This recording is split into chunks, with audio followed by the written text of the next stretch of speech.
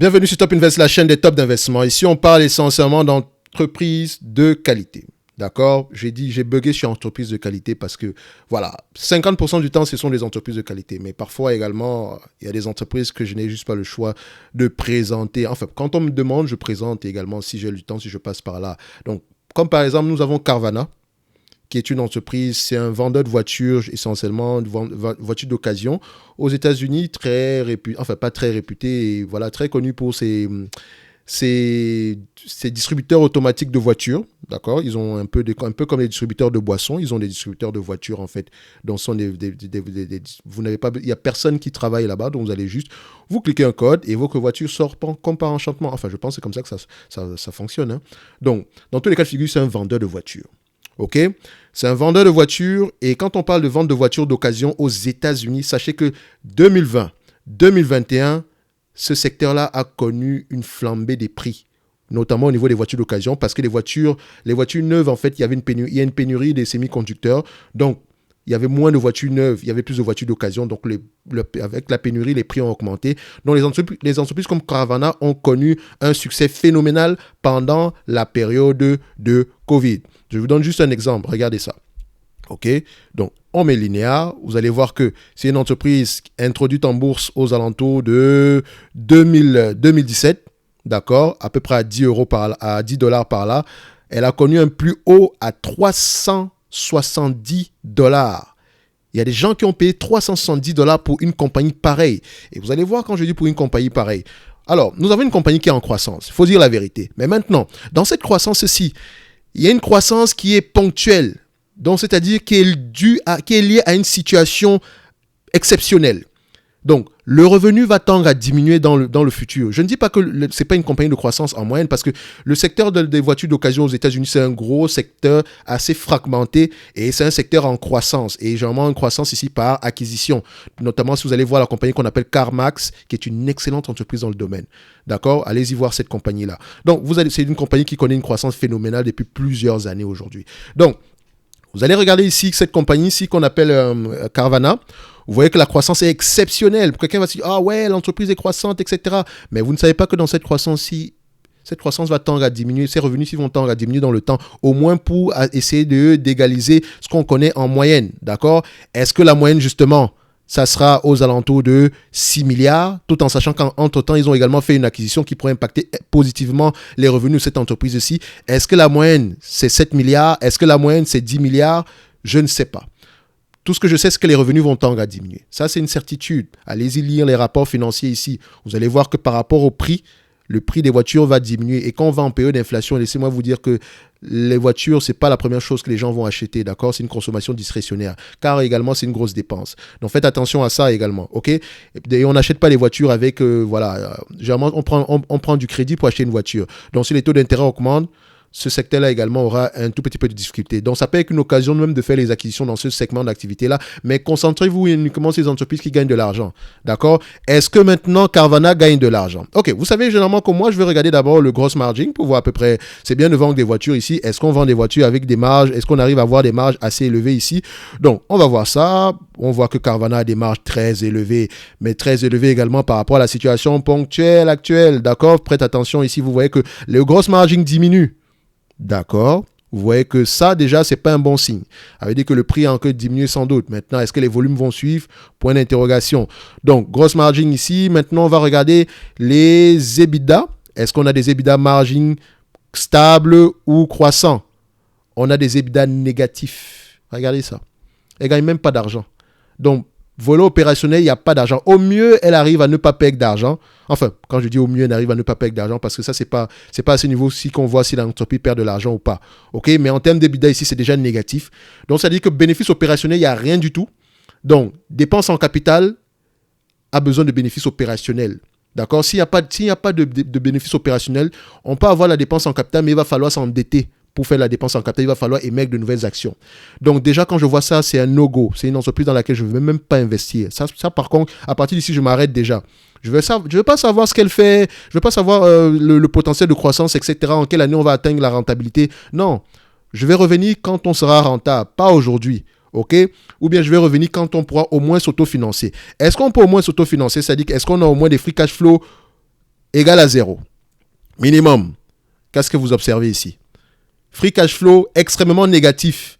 Net income négatif. On ne gagne pas d'argent. On perd 2 milliards sur les 12 derniers mois. On perd 2 milliards. Nous avons une entreprise qui ne gagne pas d'argent du tout. On perd de l'argent trimestre après trimestre. Même au dernier trimestre, ici, on a perdu 38 millions, mais on a perdu de l'argent. Donc, on perd de l'argent sur cette compagnie-ci. Et quand on perd de l'argent, vous pensez qu'on va payer le capital expenditure avec quoi? Donc, le CAPEX. Capital expenditure, ici, voilà. Le capital expenditure ici, c'est 720. On a besoin d'au moins 724 millions de dollars pour relancer le processus de production. On a besoin. Maintenant, dans ce 724 millions de dollars, quelle est la croissance de maintenance? Quelle est la dépense de maintenance? Quelle est la dépense de croissance? Il faut aller regarder ça dans les rapports financiers. Donc, vous voyez, parce que certaines entreprises vous donnent l'information, ok? Certaines ne donnent pas également l'information, d'accord? Donc, vous voyez ici qu'elle a besoin de moins 724 millions. Vous pensez qu'elle va trouver le 724 millions où? En émettant de nouvelles actions. Et qu'elle s'est passée en flèche. Donc, comment est-ce que je fais pour évaluer cette compagnie? De vous à moi. Je ne peux que l'évaluer en prenant la valeur d'entreprise sur le revenu, tout en sachant que la valeur d'entreprise, c'est égal à quoi? Capitalisation boursière plus ou moins la dette nette. Or, la dette nette aura tendance à augmenter parce qu'on va prendre de plus en plus de cash. D'accord? Et quand on va prendre ici la valeur d'entreprise sur EBITDA, la valeur d'entreprise sur le revenu ici, vous allez vous rendre compte que plus le nombre d'actions va augmenter, plus également on aura tendance à diluer les actionnaires. D'accord? Donc, si on dilue les actionnaires ici, la capitalisation boursière aura tendance également à diminuer. OK? Donc, la valeur d'entreprise sur le revenu, est-ce que c'est la bonne manière pour évaluer cette compagnie-ci? Je ne vois pas une meilleure manière pour évaluer la compagnie ici, en tout cas en date d'aujourd'hui. Mais est-ce que je vais le faire? Je vous dirais non, je ne vais pas l'évaluer en prenant la valeur d'entreprise sur le revenu ni quoi que ce soit. Tout simplement parce que cette compagnie-ci ne mérite pas votre attention. On va le dire clair et net. On ne va pas perdre le temps à évaluer cette compagnie-ci. On peut le faire, mais déjà, même en le faisant, sachez que ça demande, voilà, c'est beaucoup d'hypothèses inclus. Pourquoi? Parce que la rentabilité n'est même pas assurée. Parce qu'il suffit uniquement que le revenu baisse, vous allez voir que la valeur d'entreprise va changer. La valeur d'entreprise sur le revenu, ça va devoir s'ajuster en conséquence. Je vais le montrer tantôt ici. Donc, le dividende, on n'en parle même pas, il n'y en a même pas du tout, d'accord? Donc, quand on va prendre ici le ratio valeur d'entreprise sur le revenu ici, d'accord, je prends ça. C'est ça le problème avec les compagnies de croissance, hein, surtout celles qui ne sont pas rentables du tout. On vous dit que la rentabilité, c'est dans X années, mais comme je vous l'ai toujours dit, investissez dans une compagnie de croissance quand la rentabilité n'est pas inclue dans le prix. Le prix auquel quand on vous vend cette entreprise en date d'aujourd'hui, si vous calculez et que vous vous rendez compte que le prix actuel n'inclut pas la croissance potentielle, vous pouvez l'acheter. D'accord? En date d'aujourd'hui, on ne peut même pas savoir si le prix actuel inclut la croissance potentielle. Pourquoi? Parce qu'on n'a même pas la rentabilité de la compagnie ici. Ça n'existe pas. Il y a beaucoup de choses qui peuvent changer ici dans le futur. Donc, quand on prend ici le ratio valeur d'entreprise sur le revenu ici, vous allez voir que ce ratio-là, il diminue. En moyenne, le marché paye combien pour valeur d'entreprise sur le revenu pour cette compagnie? Également, idéalement, il faudrait le prendre avec l'industrie, toute l'industrie ici, sur une longue période de temps. Ici, le marché paye généralement 1,7 fois les revenus pour cette compagnie ici. En date d'aujourd'hui, on a 0,8 fois. Mais attention, les revenus actuels sont impactés positivement par la pandémie. Donc, est-ce qu'on n'a pas des revenus exceptionnels? Auquel cas, est-ce que ça vaut la peine de prendre cette information-ci? Est-ce que cette information-ci est pertinente? OK? Donc, pour rester conservateur, je dirais ceci. Admettons même que le revenu actuel puisse être durable. Ça va peut-être diminuer sur les 2-3 prochaines années, mais est-ce qu'on peut revenir à ce niveau de revenus-là parce que c'est une compagnie de croissance? Admettons cela. Ça fait à peu près 14 milliards ici.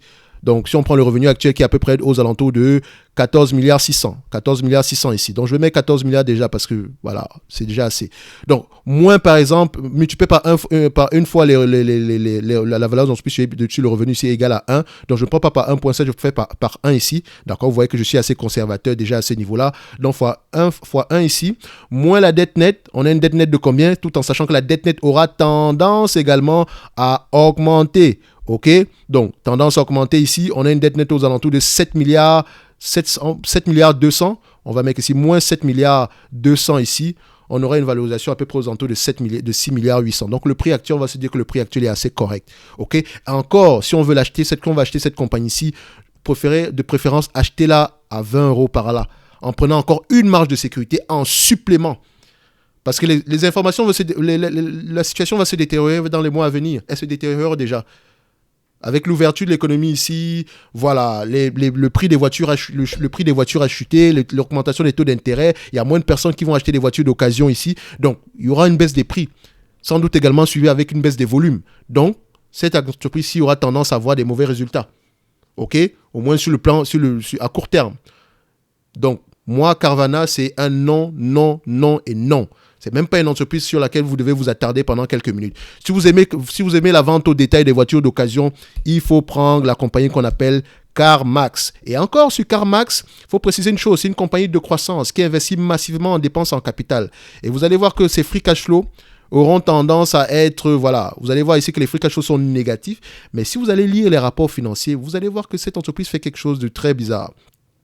En fait, les free cash flow qu'elle présente ici aujourd'hui, c'est par rapport au calcul normal des free cash flow. Mais vu qu'elle vend la plupart de son inventaire ici, vous allez voir que généralement, elle a des frictions. Si on ajuste ces free cash flow là, ils sont assez élevés. C'est pas la même chose c'est pas la même chose avec Carvana.